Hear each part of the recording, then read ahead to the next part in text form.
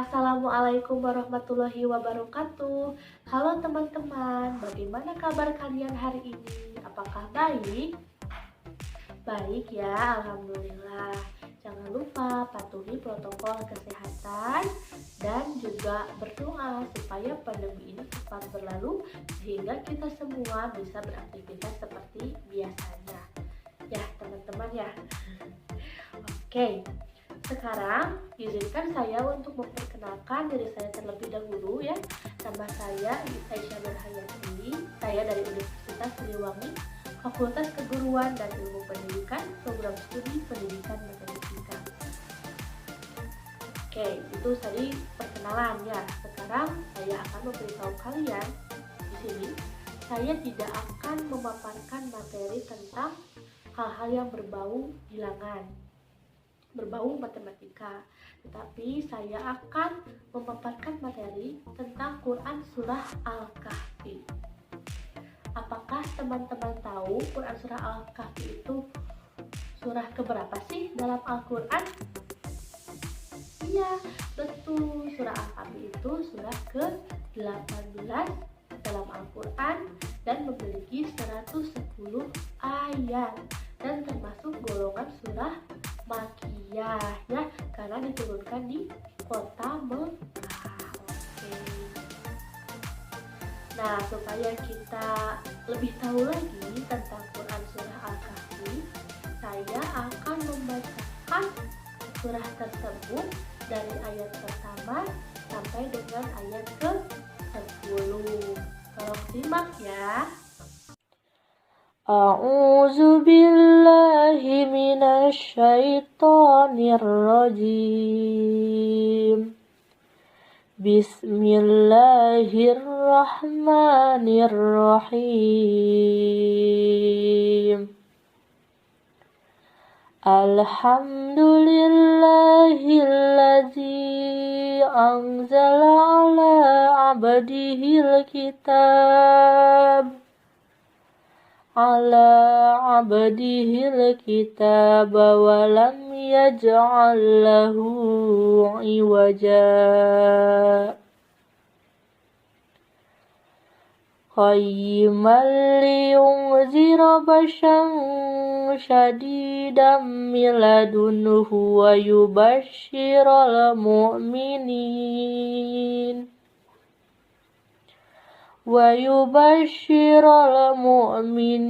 allazina ya'maluna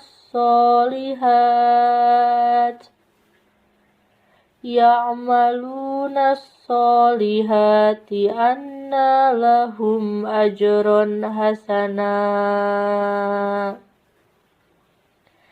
makithina fihi abada wa yunzirul ladzina qalu ittakhadallahu walada ma lahum bihi min ilmin wala liabaihim kaburat kalimatan takhruju min afwahihim iyakuluna illa kaziba fala'allaka bakhi'un nafsaka ala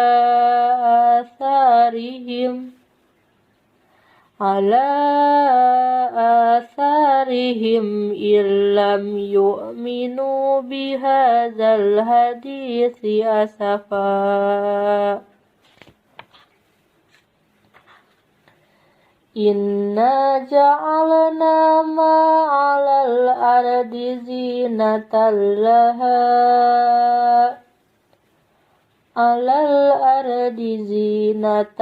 laha linabluwahum ayyuhum ahsanu amala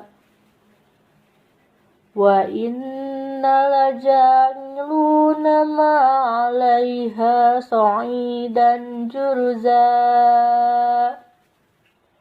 am hasibta anna ashabal kahfi warraqim anna ashabal kahfi warraqimi kanu min ayatina ajaba iza awal fityatu ilal kahfi faqalu rabbana atina miladunka rahmah rahmatan wa hayyi' lana min amrina rasyada. Shadaqallahul azim. Nah, itu tadi pembacaan Quran Surah Al-Kahfi dari ayat pertama sampai dengan ayat ke-10. Nah, teman-teman, ada yang tahu tidak bahwa Quran Surah Al-Kahfi ini menceritakan 4 buah kisah? Ada yang tahu kisah apa saja? Ya sudah, saya kasih tahu ya. Kisah yang pertama adalah kisah tentang Ashabul Kahfi. Kisah tentang Ashabul Kahfi. Teman-teman, tadi masih ingat tidak apa itu Ashabul Kahfi? Ya, penghuni gua. Kisah ini diceritakan dalam Quran Surat Al-Kahfi dari mulai ayat ke-9 sampai dengan ayat ke-26. Akan tetapi, inti dari kisah ini terdapat di Quran Surah Al-Kahfi ayat ke-13 sampai dengan ayat ke-14. Saya akan menceritakan tentang kisah Ashabul Kahfi ini. Jadi pada waktu itu terdapat pemuda-pemuda yang sangat beriman. Nah, mereka menyadari bahwa masa muda itu memiliki 2 kekuatan, memiliki 2 potensi yang sangat besar tentang kekuatan pikiran dan kekuatan fisik. Nah, mereka berpikir, mereka sangat paham bahwa apabila masa mudanya itu 2 kekuatan yang mereka miliki itu tidak dipergunakan dengan baik, dalam artian tidak bermakna apapun, ya, itu akan sangat bodoh sekali begitu. Sehingga orang-orang yang beriman ini sebelum mereka itu mengasingkan diri untuk akidahnya, ya, demi akidah yang mereka miliki, mereka itu gencar sekali memberitahukan kepada orang-orang tentang kebenaran dan tentang ketauhidan begitu. Jadi dari kisah ini kita dapat belajar bahwa masa muda itu harus dimanfaatkan dengan baik dan tentunya harus dibingkai dengan keimanan, sehingga kekuatan pemikiran juga kekuatan tadi fisik itu tidak akan sia-sia. Itu untuk kisah yang pertama. Lanjut ke kisah yang kedua ya. Oke, kisah yang kedua ini menceritakan tentang pemilik 2 kebun atau Shahibul Jannatain ya. Orang yang memiliki 2 kebun ini itu jatuh ke dalam kekafiran karena ingkar terhadap Allah Subhanahu wa Ta'ala dan tidak beriman kepada hari kiamat.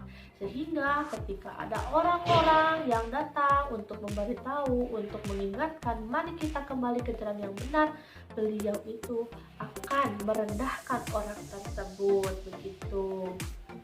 Nah, jadi dari kisah ini kita itu dapat mengambil kesimpulan bahwa harta dan iman itu sangat penting.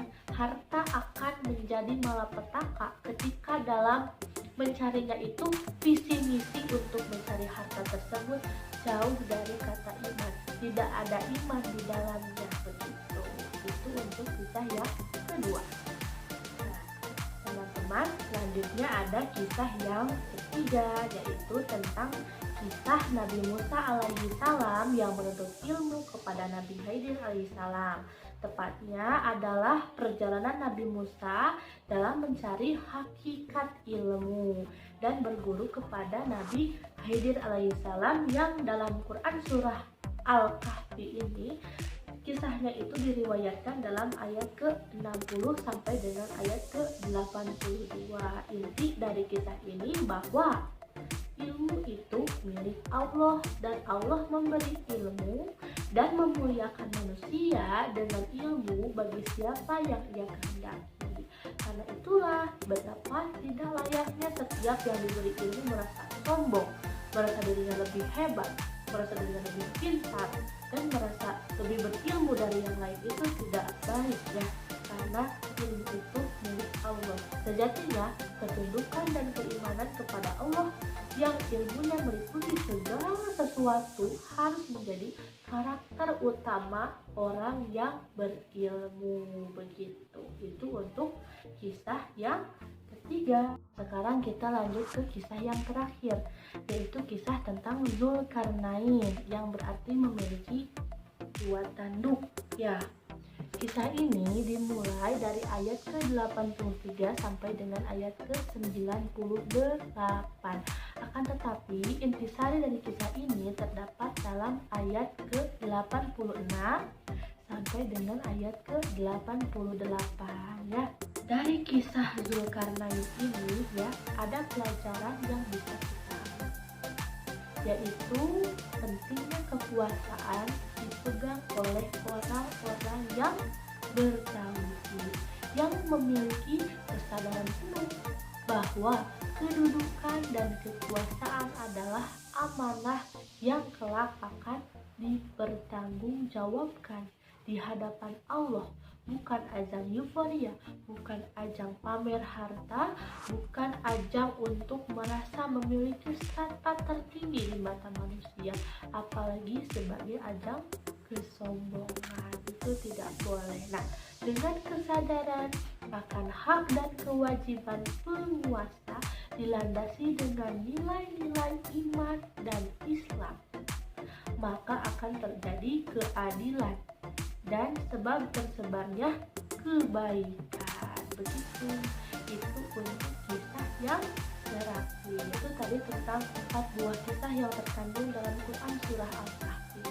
Setelah kita mempelajarinya, setidaknya kita itu harus memiliki minimal 5 kekuatan mutlak yang harus dimiliki oleh Islam dan kaum muslimin. Apa saja itu? Kekuatan yang pertama adalah kekuatan keberanian masa muda, yaitu perpaduan antara rohani, akal, dan juga jasmani. Kemudian kekuatan perekonomian atau harta ya. Kekuatan perekonomian atau harta itu berupa modal atau harta yang dimiliki untuk melaksanakan kegiatan-kegiatan yang bernilai Islami, seperti misalnya dakwah dan lain sebagainya. Kemudian ada ilmu, kekuatan ilmu. Ilmu itu untuk meluaskan, untuk mengenali kebenaran, sehingga kebenaran itu harus diterapkan dalam setiap sisi kehidupan. Selanjutnya ada kekuatan kekuasaan. Jadi kekuasaan itu harus berlandaskan pada prinsip-prinsip hukum dalam Islam, dan juga harus ada ketegasan dalam menindak oknum-oknum yang bersalah gitu. Dan yang terakhir adalah kekuatan iman. Iman itu harus ada dalam setiap segi kehidupan. Itu harus diterapkan. Itu adalah 5 kekuatan yang harus dimiliki oleh umat Islam setelah mempelajari Quran surah Al-Kahfi. Begitu. Oke teman-teman, itu tadi pemaparan materi dari saya mengenai Quran surah Al-Kahfi ya. Semoga pemaparan materi yang telah saya berikan itu bisa bermanfaat untuk kita semua, khususnya untuk saya pribadi. Mohon maaf apabila ada kesalahan-kesalahan kata. Wassalamualaikum warahmatullahi wabarakatuh.